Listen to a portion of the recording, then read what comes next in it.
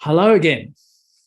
Well, with all this talk about long COVID, it made me think, well, there's something that's quite unique in the herbal area that is going to help anyone suffering from long COVID. Because when you think about it, long COVID is not new in the sense that any sort of virus, especially Epstein-Barr virus, but even influenza virus and others, and Ross River virus here in Australia, can cause a post-viral syndrome, which has as one of its or two of its key issues fatigue and brain fog. And this is where these unique herbs that we call adaptogens and tonics can do something, as per the word unique, that I believe no other form of therapy can do. So I'm quite bemused about discussions of the medical drug treatment of long COVID because, apparently there's lots of research happening. But I don't think it's going to cut it unless we address these fundamental issues of the stress cycle and depletion, which is what adaptogen and tonic herbs do. So let's briefly, in this segment, explore this concept. So stress induces a response from the HPA axis, the hypothalamic pituitary adrenal cortex axis, or adrenal in general, not a medulla and cortex. So it requires an adaptive response from the body, primarily initiated by this axis. And it was discovered by scientists working in the 1920s and 1930s. And I'm going to talk about Hans Selye, who was one of those. Also, the functions of the HPA axis and the immune system are closely interrelated, and they talk to each other, and it's often influenced by cytokines as part of that crosstalk. And therefore, if someone has an infection, it can imbalance their HPA axis post-infection. So as mentioned, the original concepts around the adaptive response were developed in the 20s and 30s by Selye and Cannon. And it was particularly Selye who developed this concept of the general adaptation syndrome. Now, this has been superseded by modern research. So we're more using this model as a tool to understand adaptogens and tonics, rather than a reflection on the current science of stress response. So what Selye and Cannon showed from their research is that you have these three phases in response to stress. You have initially the alarm phase, and that's the flight or fight phase. Oh, you've also got this kind of steady state or resting state line. So, or normal resistance state, as it's called. So below that line, you're breaking stuff down, and above that line, you're anabolic, so you're building things up. So you see that you start off with this flight or fight response initially, and that goes into a catabolic phase. But then with repeated stress, you then go into phase two, which is coping phase or resistance phase also, which is anabolic, or building things up, building up all your stress protecting molecules and cellular health and so on. But eventually the general adaptation response can get exhausted, and you go into phase three. Now, I want to stress that a lot of people use the concept of adrenal exhaustion. Well, if adrenals are truly exhausted, you're dead. So I don't like that terminology, and I prefer adrenal depletion or adrenal fatigue as better descriptors. So this is what happens with someone who gets a viral infection and their HPA axis response is disturbed, and they move out into the exhaustion phase, and they go below the normal resistance state to a level of depletion. And because you're depleted here, you're not responding well to new stresses, and it creates a vicious cycle. So how do we replete the person and build them back up to a level where they're going to be able to cope with the stresses of daily life and have enough energy to do so? And the answer is adaptogens. It was Dr. Nikolai Lazarov who first coined the term in 1947. So what happened was, it was just after the Second World War. Joseph Stalin was still leading the Soviet Union, and he signed a dictate to scientists to find agents in both drug and in the natural environment that can help the person cope better with stress and improve their resilience, with of course the aim of setting up this superhuman Soviet state. So that was what stimulated the research. And in fact, the very first adaptogen that they researched was Schisandra, the Chinese herb, Schisandra chinensis. And then after that, the focus was on Eleutherococcus, also known as Siberian ginseng. And then following that, obviously they looked at Korean ginseng and what have you, but a lot of the more recent Russian research has been on rhodiola. And what did Lazarov say? That an adaptogen was a substance which elicits a state of raised resistance to stresses. So it literally fine-tunes the stress response.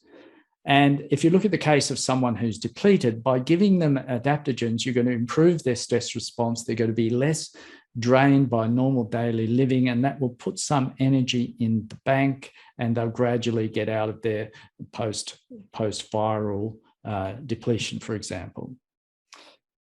So in other words, adaptation to the exceptional strain and even everyday strain is facilitated.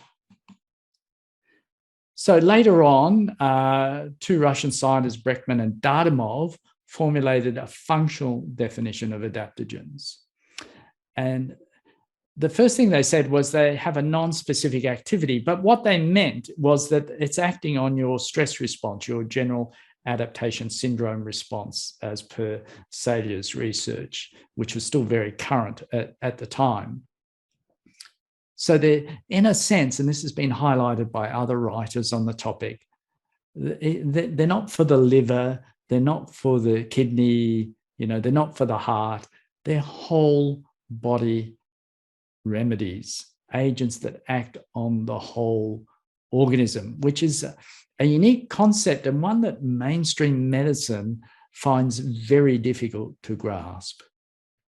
They have normalizing properties. That was the other thing they said. Now, this is I put many cases, and well, certainly in several cases, questionable.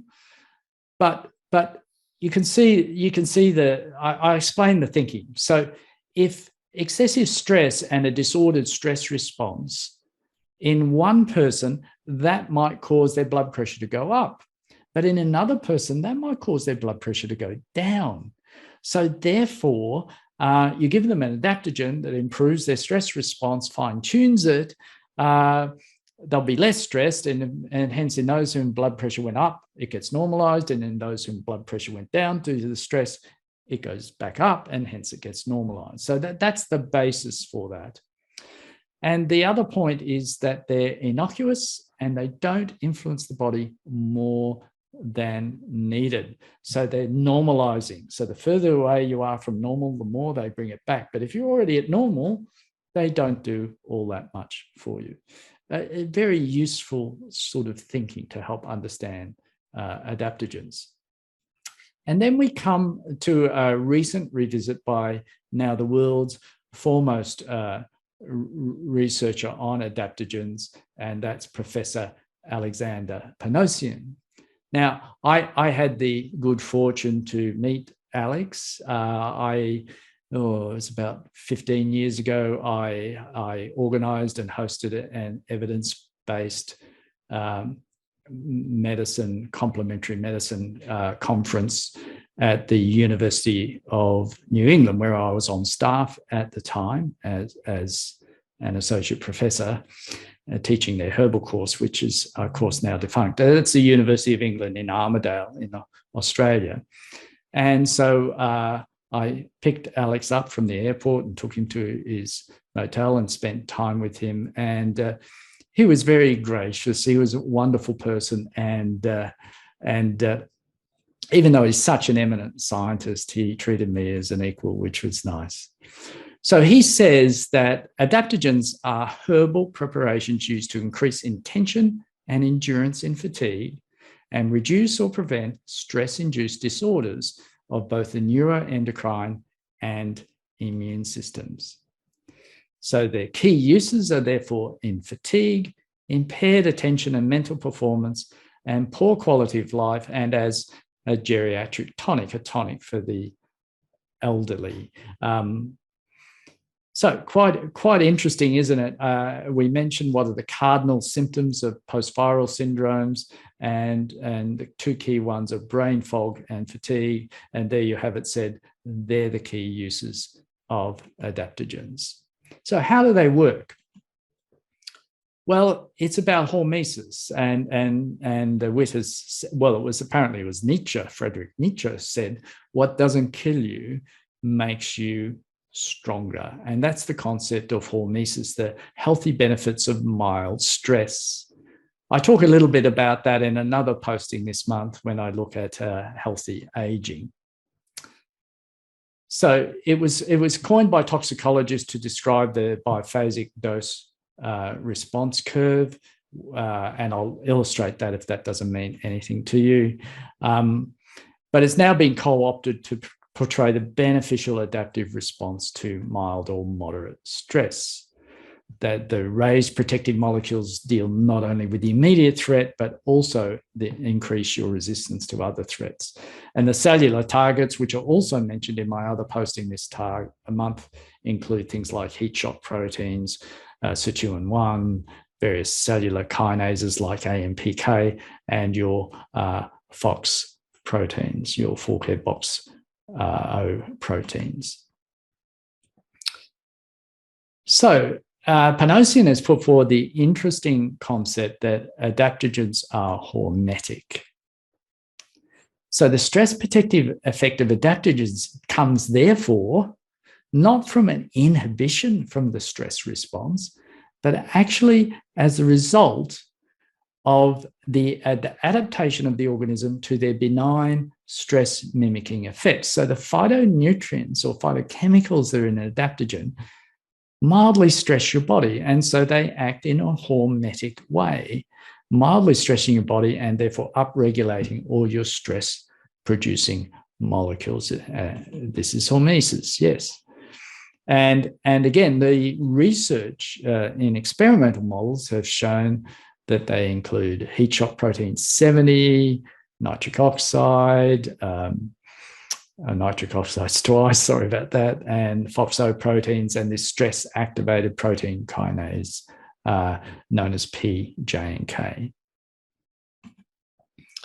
So this is an example of a hormesis curve. So you can see here that it's a dose-response curve. So dose is going up to the right on the horizontal axis, and the response, whatever it is expressed here. So this hormesis was first coined as an observation of this biphasic dose response curve, where you have an agent and you get a beneficial effect up to a certain dose, but then it reverses, and if you keep on going, then you even get a harmful effect.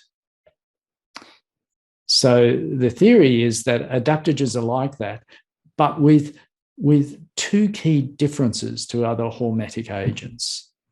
And you can see from this line, the first is that they never go below the line to do harm.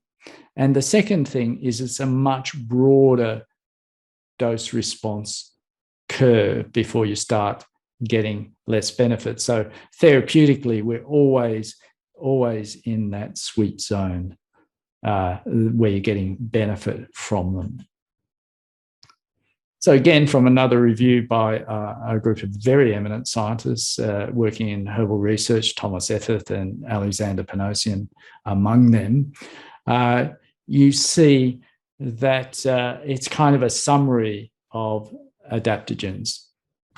So we start over here on the left in red, stress, and the stress causes a neurological endocrine, well, it's a neuroendocrine immune complex effects, and that leads to all these things in the red. And then what happens in green, you take the adaptogen, and these negative responses of stress go down, are alleviated. But in addition, you can see the green boxes over here from the adaptogen. You get improvements in cognitive function, endurance, attention, memory, work capacity, in terms of both precision of the work and your recovery from it. So great things, aren't they? And the important point to differentiate is again that adaptogens are not the same as stimulants. So this is Alex Panosian publishing with Hildebert Wagner, and Wagner, who's now unfortunately passed away, he was a giant of herbal research in Germany over many decades, and established a big herbal research center at the University of Munich. So what you can see is differences. So if you're taking a stimulant, and we can use caffeine as an example, your recovery after exhaustive physical loading is low, whereas the adaptogens improve it. It depletes your energy, whereas adaptogens don't. It actually decreases your performance under stress, where adaptogens increase. It improves your survival under stress. So this is from experimental models, from adaptogens where stimulants decrease. The quality of arousal in stimulants is poor, with adaptogens is good. Stimulants can give you insomnia, adaptogens don't. Stimulants have side effects, adaptogens don't. And stimulants actually, at a cellular level, seem to decrease vital protein synthesis, whereas increased with adaptogens. So quite different. Now, a lot of people think that tonic and adaptogenic herbs are stimulant and therefore they're bad and you shouldn't take them. Well, you do see some stimulant effects in people, but it's more like over tonification rather than stimulation of the body and the nervous system. And it's all about choosing the right ones for the right people, which I will talk about. So as well as adaptogens, we have this other concept called tonics. Now, and the term has a long history in herbal therapy, and there are many definitions. And the term is often confused or used synonymously with adaptogen. But I believe there's actually great value in differentiating tonics and tonic action as different to adaptogenic action. So in my view, a tonic is something that restores or maintains physiological functioning of an organ system or a whole body, leading to a feeling of well-being. So we had this concept before that adaptogens, let's say you have a certain amount of adaptation energy built into your adrenals, and when that's depleted, that's when you get adrenal depletion. If we use that concept, adaptogens probably conserve adaptation energy, therefore you'll get a slow build-up of benefit over time as you conserve that adaptation energy and build it back. But tonics are more restorative, so they can actually give you, by whatever means, which we don't fully understand, they can actually give you more adaptation energy much more quickly. So they can use judiciously and in combination with adaptogens form a nice balance to bring someone back quicker than just the use of adaptogens alone. So I've got here a quote by Ron Teagarden, a Western translator of Chinese texts and a Chinese herbalist. And he writes about tonics in this way. Among the thousands of herbs used by the Chinese are a select few which are known as the tonics. These herbs are revered because they enhance the life force and increase longevity. And they may be taken safely for a long duration if desired to build and maintain health. And they're not considered medicinal in a normal sense of the word because they're not specifically used to treat or even prevent specific diseases. Instead, the whole body medicines are used to fortify the body-mind, to strengthen the life functions, and to encourage natural harmony and to indeed enhance one's adaptability, because tonics are adaptogenic too. And as a result of this, generate what the Chinese call radiant health. And that to me is just sums it up in a nutshell. It's just such a beautiful definition of what tonics are. So the next question you're obviously asking, well, which is which? So the adaptogens that conserve adaptation energy, we have Eleutherococcus, Siberian ginseng, which I believe is a fairly pure adaptogen. So let me explain. There's always an overlap of activity of tonic activity and adaptogenic activity with herbs. And a lot of where we draw the line or how we categorize can be somewhat subjective. And so I've done this, categorized them in this way, but it's not hard and fast or set in stone. And I will explain how I see each individual herb. So Eleuthero, I think, is a pure adaptogen, whereas ashwagandha, withania, as it's also known, withania somnifera, ashwagandha, is probably, for want of argument, 70% adaptogen, 30% tonic. Rhodiola, perhaps more, 50% adaptogen, 50% tonic. And Schisandra, again, it's more along the adaptogen spectrum. So, 80% adaptogen, 20% tonic. But this is all arbitrary. So the tonics, which are more predominantly tonic, I'll put under the tonic section. So there's two of those. There's the herb Korean ginseng, and I think that's 80% tonic and say 20% adaptogenic. They all have both properties, is my point. And Gynostemma is probably 60% tonic and 40% adaptogen. And Gynostemma, if you're not familiar with it, is a great herb, and I do use it in my clinic to great effect. So that's how I would categorize the herbs, but as I said, it's not set in stone. Now, there are important tonic herbs. We have male tonics, and withania, ashwagandha figures there, as does Korean ginseng. We have female tonics, in particular shatavari. But particularly important when you're dealing with the stress response are also the herbs that I would call the adrenal tonics or the adrenal restorative herbs. So one of the key aspects of functional herbal therapy is restore the tissue.